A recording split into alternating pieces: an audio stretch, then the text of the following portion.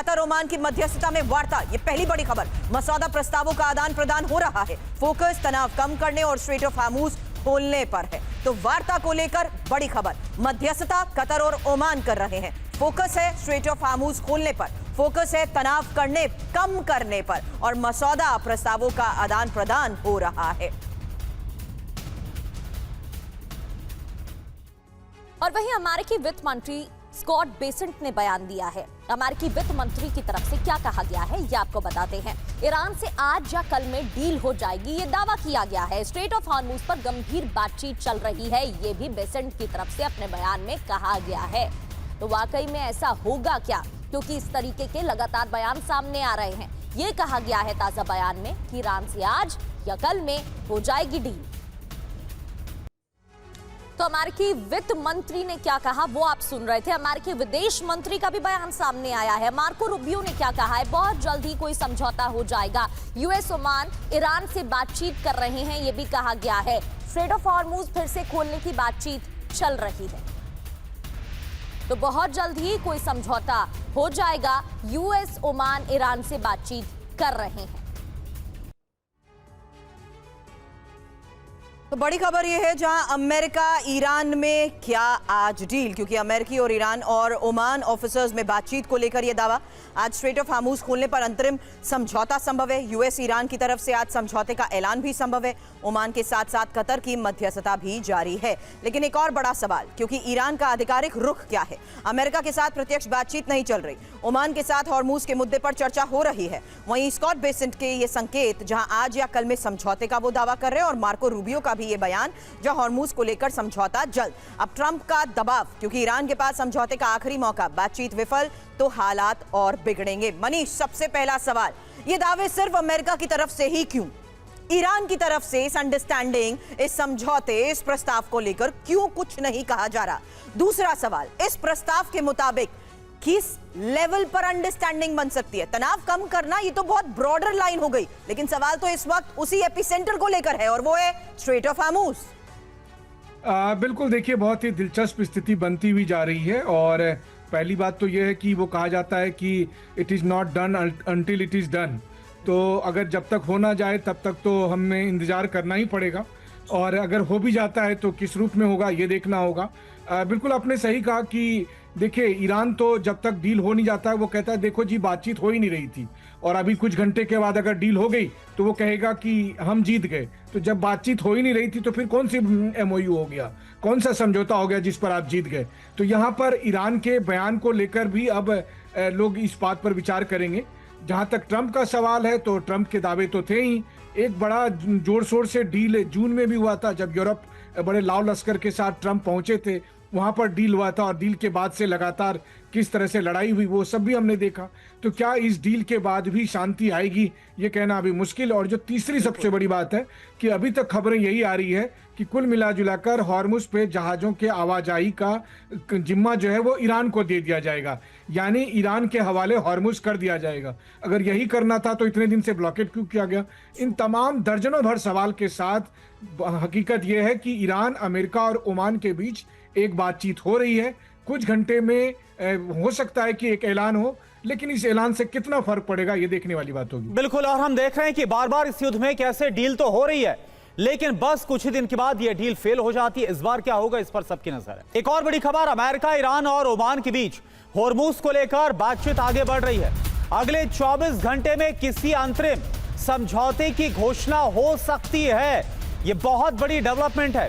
वार्ता अभी भी जारी है और अंतिम सहमति नहीं बनी है अभी फिलहाल। अमेरिकी वेबसाइट एक्सियोस के हवाले से यह बड़ी खबर।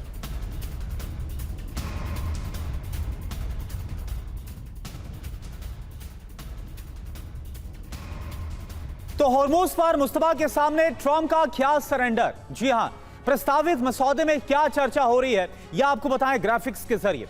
होर्मुज आने वाले जहाजों की निगरानी ईरान के पास रहेगी। होर्मुज से गुजरने वाले जहाजों की व्यवस्था ओमान के पास रहेगी। असहमति किन मुद्दों पर है यह भी आप जानिए। हालांकि आपको बता दें, स्ट्रेट ऑफ हार्मूज टैक्स पर ईरान का दबाव, लेकिन यूएस असहमत है।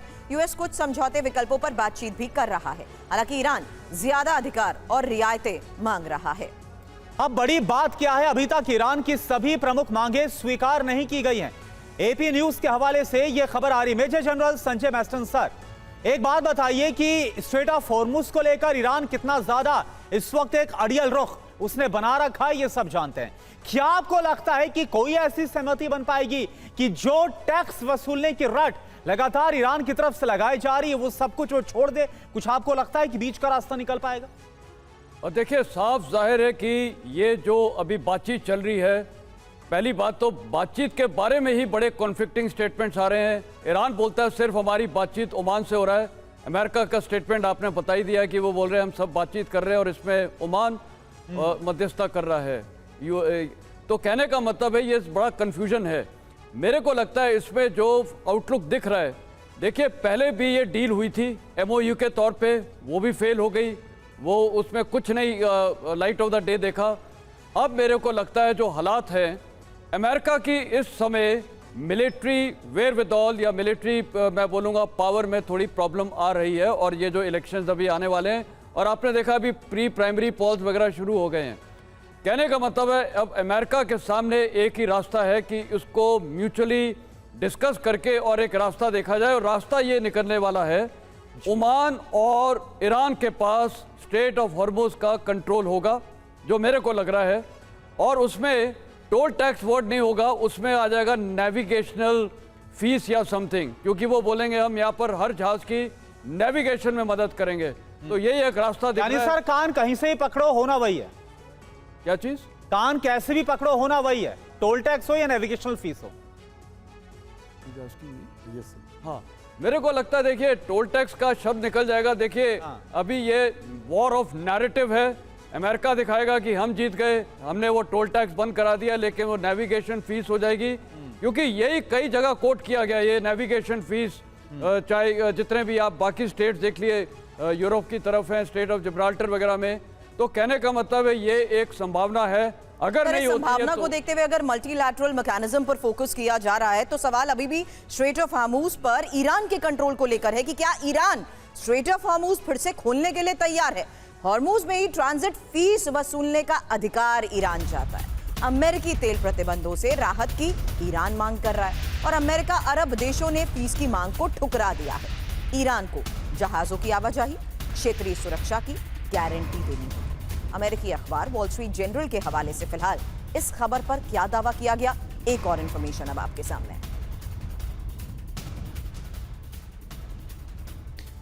तो समझौते से पहले किन शर्तों पर ईरान अड़ा हुआ है और क्या इन शर्तों की वजह से एक बार फिर से जो डील है वो आधार पर लटक जाएगी? नंबर 1, एनरिच्ड यूरेनियम पर कोई वार्ता अभी फिलहाल ईरान नहीं करने वाला। नंबर 2, परमाणु प्रोग्राम पर कोई बात नहीं की जाएगी। हालांकि अमेरिकी सुरक्षा गारंटी मिले और फ्रीज ईरानी संपत्ति को भी रिलीज किया जाए और प्रतिबंधों में भी तुरंत राहत की मांग की जा रही है। और इसके अलावा हॉर्मुज पर अधिक नियंत्रण भी ईरान चाहता है। जिस तरह से अभी जिक्र कर रहे थे संजय मैस्टन सर कि हो सकता है टोल टैक्स वर्ड हट जाए, नेविगेशन फीस लग जाए। नंबर 7, अमेरिकी नाकेबंदी को समाप्त किया जाए, यानी एक छत्र जो अधिकार है वो ईरान चाहता है क्या इस पूरे इलाके में?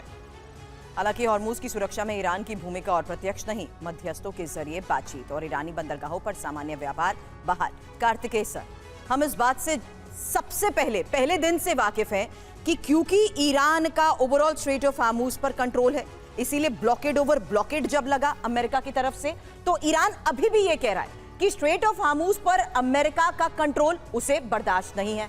दूसरा, अमेरिका का ये व्यवहार भी अंडरस्टैंडिंग में एक सबसे बड़ी दरार की वजह है। मेरा इस वक्त ये सवाल है कि क्या वाकई आपको लगता है कि मल्टीलैटरल मैकेनिज्म को देखते हुए स्ट्रेट ऑफ हॉर्मुज को लेकर ईरान किसी हद तक रजामंदी के तहत प्रस्ताव पर मोहर लगा सकता है? देखिए, इसमें जो इम्पोर्टेंट बात हमें समझने की है कि ईरान और यूएस की पोजीशन इस समय ऐसी है कि दोनों के दोनों जो हैं पीछे जाने के लिए व्याकुल हैं। दोनों वापस जाना चाहते हैं, एक एग्रीमेंट पे आना चाहते हैं, परंतु ईरान ओपनली बोलना नहीं चाहता इस बात को। और यूएस किस गुट से डील कर रहा है ईरान में ये भी श्योर नहीं है, इसलिए यूएस तक ये नहीं बता सकता कि ईरान में हम किससे बात कर रहे हैं, किससे डील कर रहे हैं। ईरान आपस में बटा हुआ है, IRGC के हार्डलाइनर्स वर्सेस जो पॉलिटिशियंस हैं, जो सॉफ्ट लाइनर्स हैं, उनके बीच में। लेकिन यदि हम वैश्विक दृष्टि से देखें तो दोनों के बीच में एक परामर्श होना जरूरी है और एक सॉल्यूशन निकलना जरूरी है। वो निकलेगा कैसे, यही तो सवाल है सर। अब वो उसके लिए जो है स्ट्रेट ऑफ हॉर्मुज ही गले की हड्डी बना हुआ है। स्ट्रेट ऑफ हॉर्मुज एक्चुअली एक ऐसा बार्गेनिंग चिप हो गया है जिसको दोनों के दोनों छोड़ना नहीं चाहते हैं। यूनाइटेड स्टेट छोड़ना नहीं चाहता है बिकॉज देन प्रैक्टिकली एक्चुअली उसकी हार ही मानी जाएगी, क्योंकि जो सिचुएशन पहले थी लड़ाई से वो उससे बदतर हो गई है सारी दुनिया के लिए, ये दुनिया मानेगी।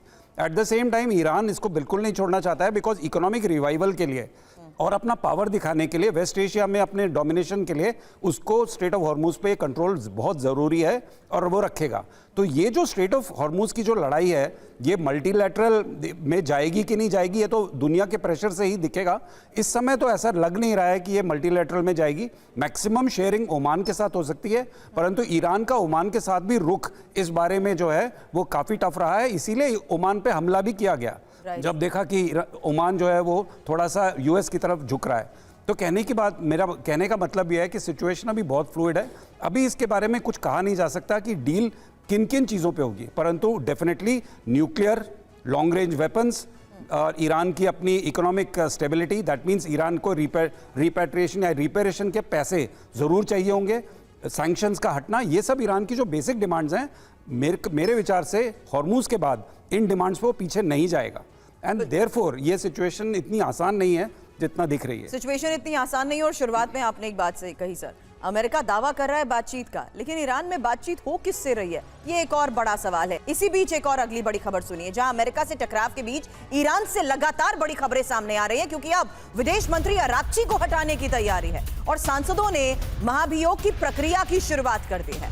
अमेरिका से बातचीत को लेकर अरागची पर सवाल, ईरान के सांसद हुसैन अली का बहुत बड़ा दावा। ईरान इंटरनेशनल के हवाले से एक और बड़ी खबर।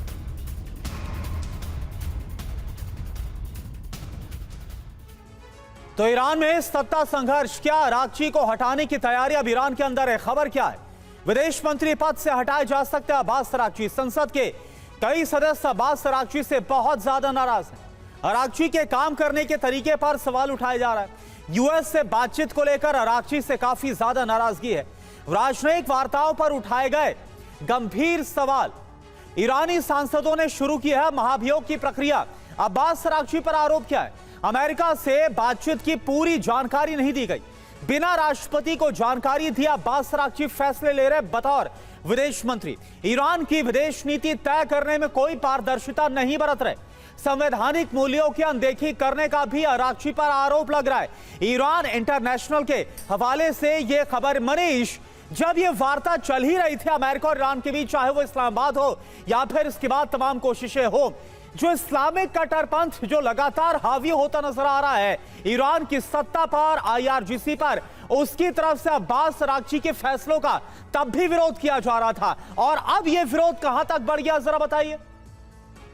देखिए, दरअसल मूल बात यह है कि पिछले 40 साल से ईरान की लीडरशिप ने एक नियम बना रखा था कि हम अमेरिकियों से आमने सामने की बातचीत नहीं करेंगे और हाथ नहीं मिलाएंगे। लेकिन हुआ ये कि 28 फरवरी को जब ईरान के सुप्रीम लीडर मारे गए और उनका सुपुर्दे खाक भी नहीं हुआ था, इस बीच में अरागची साहब और ईरान के संसद के स्पीकर कालीबाफ साहब दोनों इस्लामाबाद जाते हैं, आमने सामने की बातचीत करते हैं, अमेरिकियों से हाथ मिलाते हैं, और प्रेसिडेंट ट्रंप भी फिर उसके बाद दर्जनों बार ये कहते हैं कि ईरान की जो ये लीडरशिप है ना, ये बड़ी अच्छी लीडरशिप है, ये कट्टरपंथ वाले लोग नहीं है, ये बड़े उदारवादी लोग हैं।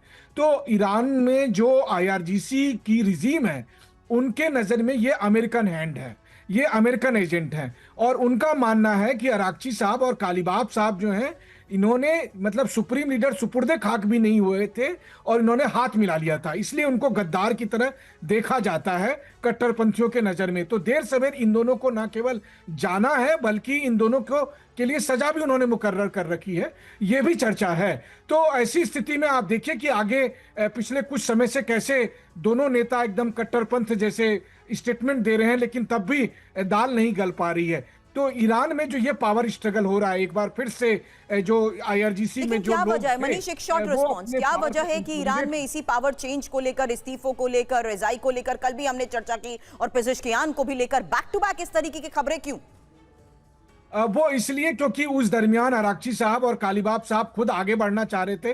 उन्होंने पेजेस्कियान को भी साइड लाइन कर दिया था और अपने आप को मॉडरेट लीडर के तौर पर बता रहे थे। उन्हें लग रहा था कि मुस्तफा भी बचेंगे नहीं, अगर रिजीम चेंज हुआ तो हमें भी गद्दी मिल सकती है। हो सकता है कम से कम अमेरिकन ट्रैप में तो वो आ ही गए थे, इसीलिए ये सब कुछ भी वहां पर चल रहा है। ठीक है मनीष, जल्द आपके पास आते हैं। फिलहाल ईरान जंग में हथियारों की कमी अमेरिका झेल रहा है, ये एक और बहुत बड़ी खबर है, क्योंकि अमेरिकी न्यूज चैनल CNN के हवाले से आज एक और बड़ी खबर पर दावा कि पेट्रियट मिसाइलों के स्टॉक में भारी कमी और थार्ड इंटरसेप्टर का स्टॉक भी आधा हुआ। तो ईरान से जंग, अमेरिकी मिसाइलें क्या खत्म हो गई? क्या स्टॉक बहुत तेजी के साथ अमेरिका का खाली हुआ ईरान युद्ध में?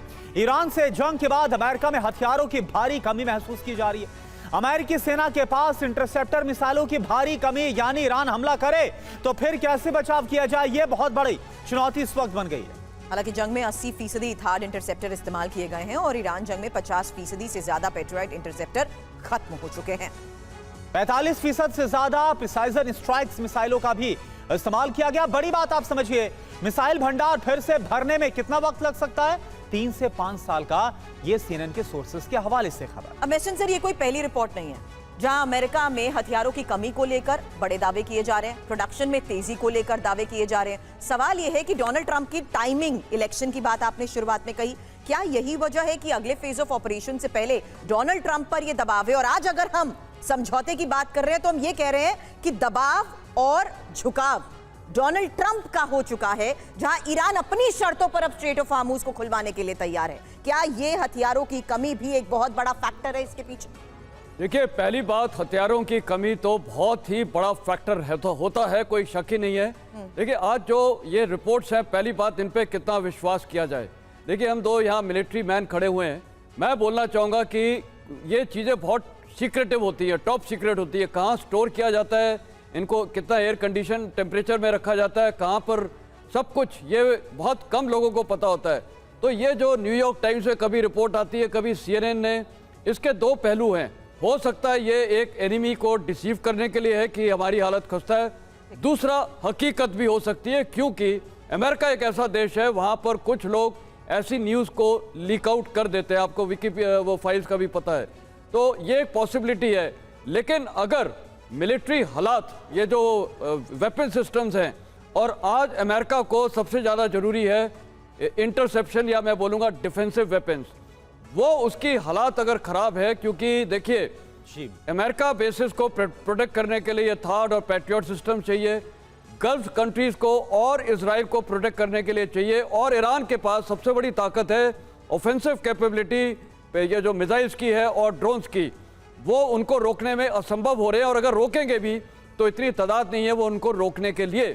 तो कहने का मतलब है, अगर ये रिपोर्ट्स सही हैं तो ये एक बहुत बड़ा फैक्टर हो जाता है अमेरिकन डिसीजन मेकिंग के लिए, और इसीलिए, और ये इलेक्शंस तो है ही, तो हो सकता है कि ये कॉम्प्रोमाइज फॉर्मूला। बिल्कुल, और ये बड़े ताज्जुब की बात होगी संजय मैस्टन सर कि एक सुपर पावर जैसा देश, जो सुपर पावर का तमगा लेकर पूरी दुनिया में टहलता है, वो ईरान के मुकाबले जब जंग लड़ रहा है तो उसके पास हथियारों की कमी हो गई है, और अभी भी ईरान जो है वो चैलेंज करता नजर आ रहा है, हुंकार भरता नजर आ रहा है। लाल सागर में भारतीय जहाज पर हमला हुआ, ये बड़ी खबर है।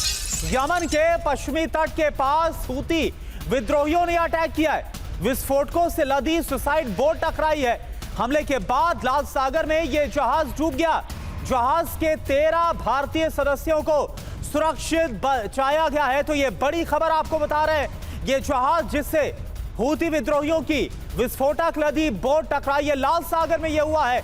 यमन के पास हूती विद्रोहियों ने हमला किया भारतीय जहाज पर, और इसके बाद यह जहाज डूब गया है। 13 भारतीय सदस्य जो मौजूद थे, क्रू, उन्हें किसी तरह से बचाया गया। वहीं हूती विद्रोहियों के हमले की विदेश मंत्रालय ने भी कड़ी निंदा की है। कमर्शियल जहाजों पर हुए हमले की चिंता करत, और कमर्शियल जहाजों को निशाना बनाना बंद हो, बिना रुकावट जहाजों की आवाजाही शुरू की जाए।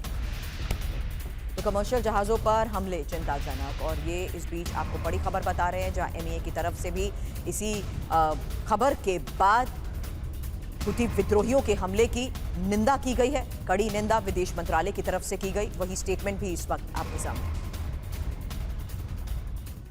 तो आप देखिए, हूती विद्रोहियों की तरफ से जो हमला किया गया लाल सागर में भारतीय जहाज पर, हमला किया गया। खबर क्या है, यमन के पश्चिमी तट के पास हूती विद्रोहियों ने हमला कर कमर्शियल जहाज को टारगेट किया।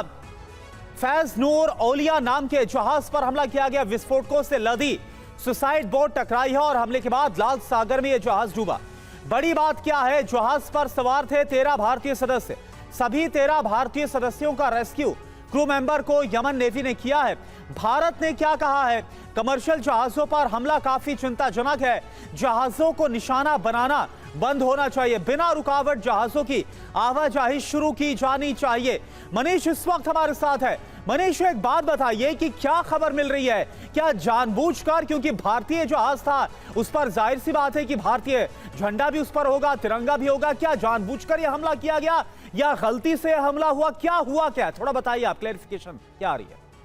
देखिए, पहली बात तो यह है कि हम सब देख रहे हैं कि किस तरह से हॉर्मुज में और रेड सी में लगातार जहाज़ों पर अटैक किया जा रहा है। भारतीय इसमें सबसे अधिक चपेट में इसलिए आ रहे हैं, चाहे क्योंकि जहाज किसी का भी हो, चाहे वो भारतीय झंडे लगे हुए हो या दुनिया के किसी भी मुल्क के झंडे लगे हुए जहाज हो, लेकिन उसमें सबसे अधिक संख्या में जहाज कर्मी भारतीय ही हैं। दुखद बात यह है कि इस बार जो भारतीय झंडे लगा हुआ जहाज था वो रेड सी से क्रॉस कर रहा था, लेकिन चूंकि सऊदी और हूती विद्रोहियों के बीच में जो लड़ाई चल रही है, जिसकी वजह से रेड सी में आने वाले जहाजों पर अटैक हो रहे हैं, तो इस बार उसकी चपेट में दुर्घटनावश भारतीय जहाज आ गए और जिसमें वो जहाज डूब भी गया। लेकिन मौके पर तुरंत ही रेस्क्यू टीम वहां पहुंची थी और 14 में से 13 जो भारतीय थे, तो 14 के 14 बचा लिए गए, तो 13 भारतीय बचा लिए गए। लेकिन फिर वही बात है कि अगर ये कॉन्फ्लिक्ट कंटिन्यू रहता है, तो हॉर्मुज में हो या फिर रेड सी में हो, आज की तारीख में 15 से 20 हजार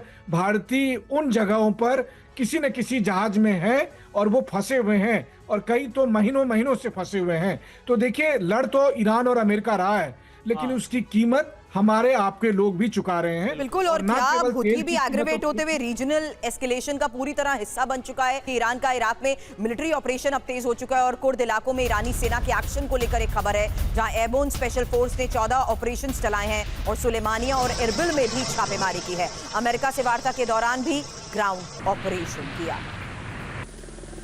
तो फिलहाल कुर्द इलाकों में देखिए, एयरबोर्न स्पेशल फोर्स ने 14 ऑपरेशंस चलाए हैं, सुलेमानिया और इरबिल में छापेमारी की है। अमेरिका से वार्ता के दौरान ग्राउंड ऑपरेशन भी बहुत बड़ी खबर है, क्योंकि कुर्द इलाकों में ईरानी सेना का एक्शन जारी है।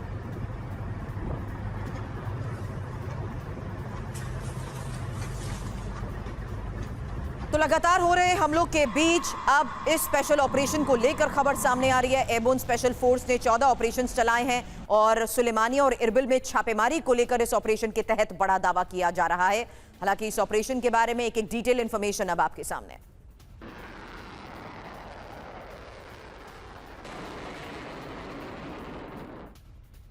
और देखिए, इस बीच एक और बड़ी खबर ईरान से जुड़ी आ रही है। चोरी छिपे कच्चा तेल बेच रहा है IRGC। ईरान की जो रेवोल्यूशनरी गार्ड कॉर्प्स है वो चोरी छिपे कच्चा तेल बेच रहा है, ऐसी खबर आ रही है। हॉर्मुज नाकेबंदी के बाद भी तेल IRGC की तरफ से बेचा जा रहा है। 66 तेल टैंकर्स को ओमान की खाड़ी से चीन भेजा गया। सवाल यह है कि हुआ कैसे ये, जब अमेरिकन ब्लॉकेड भी वहां पर है। IRGC ने करीब $6 अरब की इससे कमाई की है। United against a nuclear Iran नाम के संगठन ने इस रिपोर्ट को जारी किया है। तो इस रिपोर्ट में कितनी सच्चाई है कि IRGC की तरफ से चोरी छिपे ये जो तेल है वो बेचा जा रहा है और 66 टैंकर्स के जरिए चीन भेजा गया। स्ट्रेट ऑफ हार्मुज पर पहरा, लेकिन IRGC का खेल है क्या, क्योंकि ओमान की खाड़ी के जरिए IRGC की तस्करी को लेकर दावा किया जा रहा है। चीन को कच्चा तेल भेजा गया, पेट्रोकेमिकल उत्पाद भेजे गए। 24 जून के बाद 66 तेल टैंकर रवाना किए गए हैं और 24 जून को ही ईरान US के बीच MOU साइन हुआ था। IRGC की $6 अरब से ज्यादा की कमाई को लेकर दावा किया जा रहा है, जहां कमाई से मिसाइल ड्रोन प्रोग्राम को फंड किया गया। और एक और बड़ी खबर, अमेरिका के पूर्व उपराष्ट्रपति माइक पेंस का एक बड़ा बयान आया है। ईरान के खिलाफ निर्णायक जंग की अब बारी है। माइक पेंस ये बोल रहे हैं, अमेरिका इजराइल अपना काम पूरा करें। ये माइक पेंस का कहना। अमेरिका के पूर्व उपराष्ट्रपति ट्रंप के अमेरिकी सेना को आदेश देना चाहिए। ट्रंप की तरफ से अब अमेरिकी सेना को आदेश देना चाहिए और अब निर्णायक जंग यानी डिसाइसिव अब वॉर की बारी है, यानी कि अब जो हो वो आर पार हो जाना चाहिए। ये माइक पेंस की तरफ से बहुत बड़ा बयान। तो क्या यही सेंटिमेंट्स इस वक्त पूरे अमेरिका के अंदर ईरान के खिलाफ है या फिर एक धड़ा है जो इस तरह की बातें कर रहा है? तो माइक पेंस ईरान पर हमले की बात कर रहे हैं। इजराइल में आईडीएफ को अलर्ट पर रखा गया है। वजह समझिए, क्योंकि साफ है ईरान से तनाव और हाई अलर्ट पर इजराइल। इजरायली सेना आईडीएफ को हाई अलर्ट पर रखा गया है, जहां ईरान के साथ हालात किसी भी समय बिगड़ सकते हैं, और इजराइल में भी अलर्ट लेवल और बढ़ा दिया गया है। इजरायली एयरफोर्स को हाई अलर्ट पर रख दिया गया है। Israeli military intelligence high alert पर है। सभी एयर डिफेंस सिस्टम को एक्टिवेट कर दिया गया है। जबकि यूएस और इजरायली सेना के बीच सैन्य समन्वय भी जारी है, यही यरूशलेम पोस्ट में दावा किया गया। कार्तिकेय सर, अब रीजनल एस्केलेशन की बात अभी तक हम करते आए हैं, क्यों? क्योंकि ईरान सीधे तौर पर यूएस एसेट्स को पश्चिम में टारगेट करता रहा। वहीं हुथी जिस लेवल पर एग्रीवेट हुआ, हुथी भी तो रेड सी में इन्हीं हमलों के जरिए सिचुएशन को और एस्केलेट कर रहा है। दूसरी तरफ अमेरिका में ही डील को लेकर दावे और साथ ही सैन्य कार्रवाई को लेकर भी बड़े बयान। देखिए, इसको अगर हम बड़े पर्सपेक्टिव में देखें, बड़ी दृष्टिकोण से देखें, तो फिर आपको पता लगेगा कि ऑप्शंस क्या हैं, किसी के पास क्या क्या ऑप्शंस हैं इस वॉर में। तो या तो बातें हैं, दैट मीन्स आप एक एग्रीमेंट रीच करिए, या आप लड़ाई को एस्केलेट करिए, नहीं तो ये लड़ाई जो है कंटिन्यूसली इसी स्टेज पे चलती रहेगी। देखिए, ये इस लड़ाई में सबसे बड़ी प्रॉब्लम यह है कि इस लड़ाई में, जैसे पहले मनीष जी ने भी बोला, कि जो बाहर के देश हैं, जो एक्चुअली इस लड़ाई में फिजिकली इन्वॉल्व नहीं है, वो बहुत सफ़र कर रहे हैं, और उससे जो है वैश्विक स्थिति जो है दुनिया की धीरे धीरे खराब हो रही है, वैश्विक अर्थ स्थिति जो है, अर्थव्यवस्था की। तो सबसे इंपॉर्टेंट बात यह कि ऑप्शंस क्या है। ऑप्शंस हैं, बातें करेंगे, पर देन पिछले 6 महीने से बातें ही चल रही हैं, एंड बार बार ही जो एमओयू बनाया भी जाता है वो भी टूट जाता है, लोग आपस में विश्वास नहीं रख रहे हैं, तो बात कहीं जा नहीं रही है। अब अमेरिका के पास एक्चुअली 2 ही ऑप्शन है, बिकॉज ईरान के पास कोई ऑप्शन नहीं है। ईरान ने सारे ऑप्शंस अपने ट्राई कर लिए। अब वो स्ट्रेट ऑफ हॉर्मुज उनका एक तरह से जिसे बोलते हैं वो न्यूक्लियर ऑप्शन है, उसको पकड़ के बैठे हुए हैं, और ये लास्ट बोर्न ऑप्शन है। पर यूएस के पास ऑप्शंस हैं, यूएस के पास ऑप्शंस हैं, आप इसको एस्केलेट करें, या यूएस के पास ऑप्शंस हैं, आप इसको इसी इंटेंसिटी पे खींचते चले जाएं और समय की प्रतीक्षा करें कि ईरान कब टूटता है। मेरे विचार से ये जो अभी लास्ट बिट की बातें हो रही हैं और माइक पेंस का जो बयान आया है, उसी प्रकार से जो मागा सपोर्टर्स हैं वो जो प्रेशर डोनाल्ड ट्रंप पे डाल रहे हैं, और जो अभी रिसेंट उनकी कैबिनेट की मीटिंग हुई है, लंबी चौड़ी मीटिंग हुई है जिसमें बहुत डिस्कशन हुआ है, और इजराइल के साथ भी यही खबर आई थी कि 2-3 बारी उन्होंने बड़े अटैक्स करने की पूरी तैयारी कर ली। इन बयानों के आधार पर बनाए जा रहे दबाव का क्या वाकई बातचीत पर और फैसलों पर कोई असर नजर आता है? यही आगे भी आपसे चर्चा करेंगे। फिलहाल आपने वक्त दिया उसके लिए बहुत बहुत शुक्रिया आपका।